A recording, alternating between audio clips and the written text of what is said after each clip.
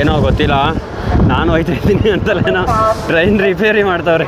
Tyre ಪಂಚ್ಗಿಂಚರ್ ಆಗ್ಬಿಟ್ಟೈತಾ ಅಂತ ಈ train 18ರಲ್ಲಿ ಅಲಹಾಬಾದ್ನ ಏನು ಮಾಡಿದಾರಪ್ಪ ಅಂತಂದರೆ ಪ್ರಯಾಗ್ರಾಜ್ ಅಂತ ಹೇಳಿ ಚೇಂಜ್ ಮಾಡಿದರು.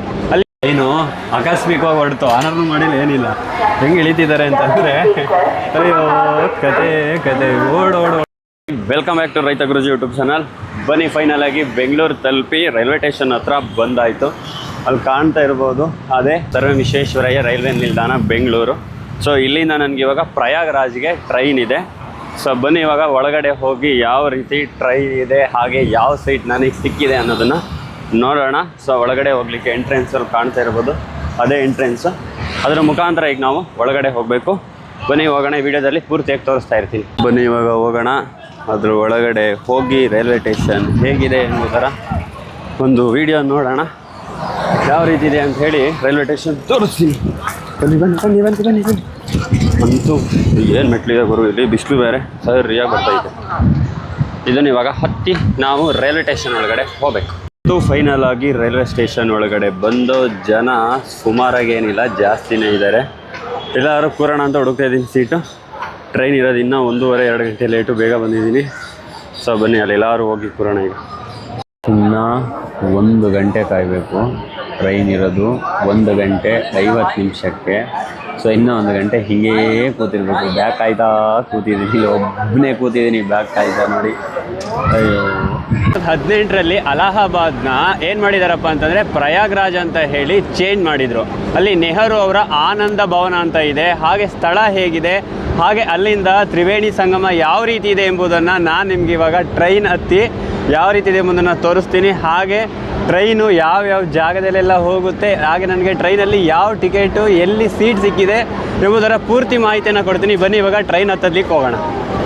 ಟ್ರೈನ್ ಇವಾಗ ಕಾಣ್ತಾ ಇರ್ಬೋದು, ಅಲ್ಲಿಗೆ ಹೋಗಬೇಕು. ಬನ್ನಿ ಇವಾಗ ಅಲ್ಲಿಗೆ ಹೋಗೋಣ. ಹೋಗ್ತಾ ಇದ್ದೀನಿ. ಏನೋ ಗೊತ್ತಿಲ್ಲ, ನಾನು ಹೋಯ್ತಾ ಇದ್ದೀನಿ ಅಂತಲೇನೋ ಟ್ರೈನ್ ರಿಪೇರಿ ಮಾಡ್ತಾವ್ರೆ. ಟೈರ್ ಪಂಚ್ಗಿಂಚರ್ ಆಗ್ಬಿಟ್ಟೈತಾ ಅಂತ ಈ ಟ್ರೈನು ನೋಡಿ ಏನೋ ಮಾಡ್ತಾ ಇದ್ದಾರೆ. ಆಮೇಲೆ ನೋಡೋಣ, ಸೀಟ್ ಒಳಗಡೆ ಹೋಗಿ ನೋಡ್ಕೊ ಬರೋಣ. ಆಯ್ತಾ ಇಲ್ಲ, ನನ್ನ ಕೈಲ ಇಂತು ನನ್ನ ಸೀಟು ಅದೆಲ್ಲ ಐತೋ ಗೊತ್ತಿಲ್ಲ. ಅಲ್ಲೆಲ್ಲ ಲಾಸ್ಟಲ್ಲಿದೆ ಸ್ಲೀಪರು. ಅಲ್ಲಿಗೆ ಹೋಗ್ತಾ ಇದ್ದೀನಿ, ಲಗೇಜ್ ಎತ್ಕೊಂಡು ನೋಡ್ಕೊಂಡು ಹೋಗ್ತಾ ಇದ್ದೀನಿ. ಬನ್ನಿ ಅಲ್ಲಿಗೆ ಹೋಗಿ ಲಗೇಜ್ ಹೊರಕ್ಕೆಂತೂ ಆಯ್ತಾ ಇಲ್ಲ, ಇಲ್ಲೇ ಆಯ್ತಾ ಇಲ್ಲ ಬೆಂಗಳೂರಲ್ಲಿ. ಪ್ರಯಾಗ್ರಾಜ್ ಹೆಂಗೆ ಹೋಗ್ತೀನೋ, ಅಯೋಧ್ಯೆ ಹೆಂಗೆ ಹೋಗ್ತೀನೋ, ಅಲ್ಲಿ ಎಲ್ಲೆಲ್ಲಿ ಹೆಂಗೆ ಹೋಗ್ತೀನೋ ಗೊತ್ತಿಲ್ಲ. ಸೊ ಇನ್ನು ಸೀಟ್ ಸಿಕ್ಕಿಲ್ಲ. ಟ್ರೈನ್ ಹತ್ರ ಹೋಗ್ತಾ ಇದ್ದೀನಿ.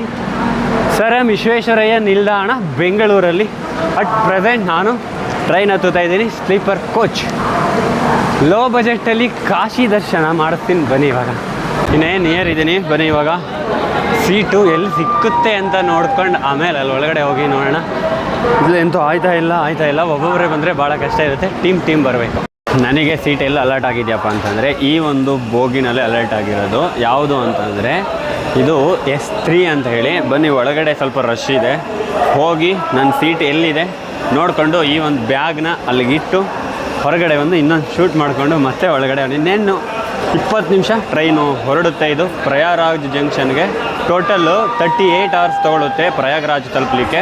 ಸೊ 38 ಗಂಟೆಗಳ ಕಾಲ ಇದೇ ಒಂದು ಟ್ರೈನಲ್ಲಿ ನಮ್ಮ ಒಂದು ಜರ್ನಿ ಸ್ಟಾರ್ಟ್ ಆಗಿದೆ. ಬನ್ನಿ ಇವಾಗ ಟ್ರೈನ್ ಒಳಗಡೆ ಹೋಗೋಣ. ಇವರೆಲ್ಲ ಹತ್ತುತ್ತಿದ್ದಾರೆ, ನೋಡೋಣ ಬನ್ನಿ ಎಲ್ಲೆಲ್ಲಿ ನಮ್ಗೆ ಅಲರ್ಟ್ ಆಗಿದೆ ಅಂತ. ಇಷ್ಟು ಜನ ಇದ್ದಾರೆ ಇಲ್ಲಿ. ಫುಲ್ಲು ಟ್ರೈನು ರಶ್ ಇದೆ. ನಮ್ಮ ಸೀಟ್ ಎಲ್ಲಿದೆ ಅಂತ ನೋಡೋಣ ಇವಾಗ. ಸೊ ನೀವು ಮೇಲೆ ಸಿಕ್ಕರೆ ಸಾಕು ಅಂದ್ಕೊಂಡು ಬರ್ತಾ ಇದ್ದೀನಿ. ನೋಡೋಣ ಮೇಲ್ಗಡೆನೇ ಸಿಗಲಿ ನಮಗೆ ಸೀಟ್. ಇದು ಸೀಟು ಇಲ್ಲಿ ಸಿಕ್ಕಿದೆ. ಸೊ ನನ್ನ ಲಗೇಜ್ ಎಲ್ಲಿದೆ ಅಂತಂದರೆ ಮೇಲೆಲ್ಲ ಹಾಕಿದ್ದೀನಿ. ಸೊ ಬನ್ನಿ ಅಲ್ಲಿಗೆ ಹತ್ತಬೇಕು. ಸದ್ಯಕ್ಕೆ ಇವಾಗ ಇಲ್ಲಿ ಕೂತಿರೋಣ. ಫುಲ್ಲು ರಶ್ ಇದೆ. ಸದ್ಯಕ್ಕೆ ಟ್ರೈನು ಫುಲ್ ರಶ್ ಇದೆ. ಆಮೇಲೆ ಹೇಳ್ತೀನಿ ಹೊರಟ ಮೇಲೆ ಎಲ್ಲೆಲ್ಲಿ ಅಂತ ಅಲರ್ಟ್ ಆಗಿರುತ್ತೆ ಹೇಳ್ತೀನಿ. ಟ್ರೈನ್ ಒಳಗಡೆ ನೀರು ತುಂಬಬೇಕಲ್ಲ, ನೋಡಿ ಇಲ್ಲಿ ಕಾಣ್ತಿದೆಯಲ್ಲ, ತೋರಿಸ್ತೀನಿ ಇವಾಗ. ತಡೀರಿ, ನೀನು ಇಳಿತಿದ್ದೀನಲ್ವ ನನ್ನ ಅಣ್ಣ. ಇವಾಗ ನೋಡಿ ಅಲ್ಲಿ ಅವ್ರು ಏನು ಮಾಡ್ತಾರಪ್ಪ ಅಂದರೆ, ನೋಡಿ ಈ ಥರ ಪೈಪ್ ಇಲ್ಲಿ ಕಲೆಕ್ಷನ್ ಇದೆಯಲ್ಲ, ಈ ಪೈಪ್ನ ಇದೇನು ಕಾಣ್ತಿದೆ, ಈ ಪೈಪ್ನ ಇಲ್ಲಿ ನೋಡಿ, ಇಲ್ಲಿ ನೀರು ಬೀಳ್ತಿದೆಯಲ್ಲ, ಇಲ್ಲಿಗೆ ಕನೆಕ್ಟ್ ಮಾಡಿದ್ರೆ ನೀರು ಇಲ್ಲಿ ತುಂಬುತ್ತೆ. ಈ ಪೋರ್ಷನಲ್ಲಿ ನೀರು ತುಂಬುತ್ತೆ. ಸೊ ಎಷ್ಟು ಬೇಕೋ ಅಷ್ಟನ್ನು ಬಳಸ್ತೀವಿ. ಖಾಲಿ ಆದಮೇಲೆ ಮತ್ತೆ ಈ ಥರ ಸ್ಟೇಷನಿಗೆ ಬಂದಮೇಲೆ ನೋಡಿ ಅಲ್ಲಿ ಕೈಗೆ ನೀರನ್ನ ತುಂಬಿಸ್ತಾ ಇರ್ತಾರೆ. ಅಂತೂ ಇನ್ನೇನು ಕೆಲವೇ ಕ್ಷಣಗಳಲ್ಲಿ, ಅಂದರೆ ಇನ್ನೊಂದು 10 ನಿಮಿಷ ಇದೆ ಹೊರಡುತ್ತೆ ಟ್ರೈನು. ನನ್ನ ಸೀಟ್ ನಂಬರ್ ಬಂದು 29. ಟ್ರೈನಲ್ಲಿ ಮೈಸೂರವರು ಒಟ್ಟು 200 ಸೀಟ್ನ ಬುಕ್ ಮಾಡಿದ್ದಾರೆ, ಕಾಶಿ ಯಾತ್ರೆ ಹೋಗ್ತಿದ್ದಾರೆ. ಸೊ ನಾನು ಸಹ ಇವಾಗ ಅದರಲ್ಲಿ ಒಬ್ಬ ಆಗಿದ್ದೀನಿ. ಬನ್ನಿ ಮುಂದೆ ಮುಂದೆ ತೋರಿಸ್ತಾ ಇರ್ತೀನಿ. ಇವಾಗ ಟ್ರೈನ್ ಹೊರಡುತ್ತೆ. ಇನ್ನೇನು ಎಲ್ಲಿಗೆ ಹೋಗುತ್ತಪ್ಪ ಇದು ಅಂತಂದರೆ ಪ್ರಯಾಗ್ರಾಜ್ ಜಂಕ್ಷನ್ಗೆ ತಲುಪುತ್ತೆ. ನಾನು ಹೇಳ್ದಂಗೆ ಅವಾಗಲೇ 38 ಗಂಟೆಗಳ ಕಾಲ ಬೇಕಂತ ಇದಕ್ಕೆ. ಸೊ ನಾನು ಹೇಳ್ತಾ ಇರ್ತೀನಿ ಮುಂದೆ ಮುಂದೆ ಹೇಗೆ ಏನು ಏನು ಏನು ಏನು ಎತ್ತ ಅಂತ. ನಾನು ಮುಂದೆ ಮುಂದೆ ಹೇಳ್ತಾ ಇರ್ತೀನಿ ಎಲ್ಲಿ ಹೇಗೆ ಏನು ಎತ್ತ ಎಂಬ ಮಾಹಿತಿನ ಕೊಡ್ತಾ ಇರ್ತೀನಿ. ಬನ್ನಿ ಇವಾಗ ಈ ಕೆಂಪು ಟ್ರೈನು ಹೊರಡುತ್ತೆ.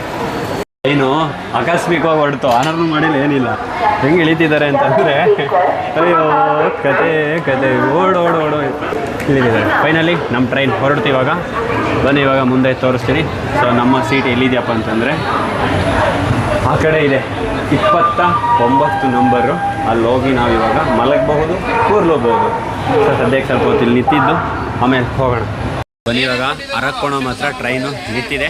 ಕೆಳಗಡೆ ಇಳಿದು ಯಾವ ರೀತಿ ಇದೆ ಅರಕೋಣಂ ಅಂತೇಳಿ ನೋಡಿಕೊಂಡು ಮತ್ತೆ ಒಳಗಡೆ ಬರೋಣ. ಎಷ್ಟೊತ್ತು ನಿಲ್ಲಿಸ್ತಾರೆ ಗೊತ್ತಿಲ್ಲ, ಹಿಂಗೋಗಿ ಹಂಗೆ ಬಂದುಬಿಡೋಣ.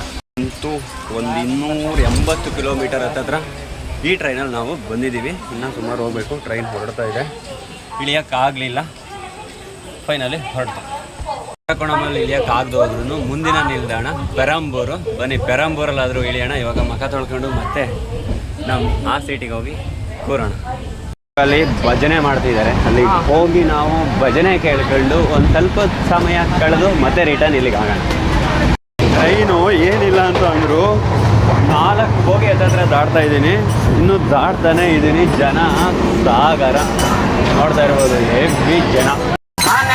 ಕುಮಾರ ಶಿವಯೋಗಿ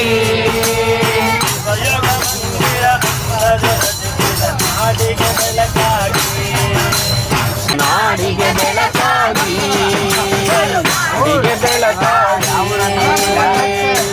ಏನು ರಶ್ ಐತೆ ಅಂದರೆ ಟ್ರೈನ್ ಮಾತ್ರ ಅಬ್ಬಾ, ಜನ ಸಾಗರ ದಾಟ್ಕೊಂಡಂತೂ ಈ ಬೋಗಿಗೆ ಬಂದೆ. ಇಲ್ಲೂ ಜನ ಸಾಗರ ನಿಶ್ಚಯ ಅವರೇ. ಒಂದು 10 ನಿಮಿಷ ಇಲ್ಲೆಲ್ಲರೂ ನಿಂತಿದ್ದು ಅಲ್ಲೋಗಿ ಸೀಟಲ್ಲಿ ನಾವು ಇವಾಗ ಹೋಗೋಣ. ಟ್ರೈನ್ ಎಲ್ಲಿದೆಯಪ್ಪ ಅಂತಂದರೆ ಟೈಮ್ ಬಂದು ಕರೆಕ್ಟಾಗಿ 8 ಗಂಟೆ 8 ನಿಮಿಷ. ಅರಕೋಣಂ ಅಂತ ಒಂದು ಪ್ಲೇಸ್ ಅಂತೆ, ಅಲ್ಲಿದ್ದೀವಿ. ಸೊ ಟ್ರೈನ್ ಇವಾಗ ಕ್ರಾಸಿಂಗ್ ಇದೆ ಅನಿಸುತ್ತೆ. ಸೊ ಅದಕ್ಕೆ ನಿಲ್ಲಿಸಿದ್ದಾರೆ. ಸೊ ಬನ್ನಿ. ಟ್ರೈನಲ್ಲಿ ನಿಜವಾಗ್ಲೂ ನಾನು ಅಂದ್ಕೊಂಡು ಬಂದಿದ್ದು ಯಾರೂ ಪರಿಚಯ ಇಲ್ಲ, ಹೆಂಗಿರುತ್ತೆ ಏನಾಗುತ್ತೆ ಅಂದ್ಕೊಂಡೇ ಬಂದಿದ್ದು. ಬಟ್ ಎಲ್ಲರ ಜೊತೆಲೂ ಚೆನ್ನಾಗಿದ್ದೀನಿ, ಹಾಗೆ ಎಲ್ಲರಿಗೂ ನನ್ನ ಪರಿಚಯ ಉಂಟು, ಹಾಗೆ ಸಮಯನೂ ಕಳೀತಾ ಇದ್ದೀನಿ. ಅದ್ರ ಜೊತೆ ಊಟ ಸಹ ಸಿಕ್ತು, ಅದ್ರ ಜೊತೆ ಪ್ರೀತಿನೂ ಚೆನ್ನಾಗೇ ಸಿಗ್ತಾಯಿದೆ. ಈ ಪ್ರಯಾಣ ಯಾವಾಗಲೂ ಮರೀಲಿಕ್ಕೆ ಸಾಧ್ಯ ಇಲ್ಲ, ಆ ರೀತಿಯೇ ಇದೆ. ಒಂದು ಬೋಗಿಲಿ ಎಷ್ಟು ಜನ ಮಲಗ್ಬೋದಪ್ಪ ಅಂತಂದರೆ 80 ಸೀಟು ಆರಾಮಾಗಿ ಸ್ಲೀಪ್ ಮಾಡ್ಬೋದು. ಒಳ್ಳೆ ನಿದ್ದೆ ಬರ್ತಿದೆ, ಒಳ್ಳೆ ಗಾಳಿ ಬೀಸ್ತಿದೆ, ಜನ ಮಾತಾಡೋದು ಕೇಳಬೇಡಲ್ಲ ಅಂತೇಳಿ ಹೀಗೆ ಬಡ್ಸಾಕೊಂಡಿದ್ದೀನಿ, ಆರಾಮಾಗಿ ಮಲಗ್ತಾ ಇದ್ದೀನಿ. ಸೊ ಮುಂದೆ ಊಟ ಕೇಳೋಣ. ಈಗ ಸದ್ಯಕ್ಕೆ ಮಲಗೋಣ. ಬನ್ನಿ, ಬಾಯ್ ಬಾಯ್, ಗುಡ್ ನೈಟ್.